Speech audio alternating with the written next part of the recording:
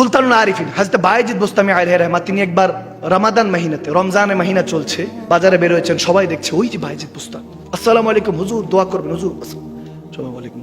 এখন উনি হঠাৎ করে খেয়াল করলেন যে নফস তুমি অনেক বড়, অনেক দোকানের সামনে থেকে একটা খেজুর উঠালেন, মুখের মধ্যে রাখলেন, খেলেন না, মুখের মধ্যে রাখলেন, সবাই বলে কিসের ওলি, রমজানের রোজা রাখেন, আস্তাগফিরুল্লাহ, লানাতুল্লাহ লানাতুল্লাহ।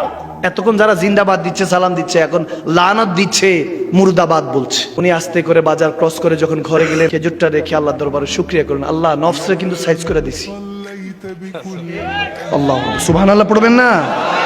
তেনারা চলে গিয়েছেন, বেহতরিন ছিলেন তেনারা, বিল্লিসান জুবান দিয়ে যেটা বলেছেন, তাসদুকু বিল কলব, অন্তর থেকে সেটা মেনেছেন। আমরা হইলাম জুবান দিয়ে বলি, সৎ পথে চলুন, কানে কানে শুনছি ওয়াজ নসিহত প্রত্যেক দিন হয়, যখন যেখানে মশহুর আলেমে দ্বীনরা আসে, দেখতে চলে যায়, শুনতে চলে যায়, এক কান দিয়ে শুনি আর এক কান দিয়ে শেষ।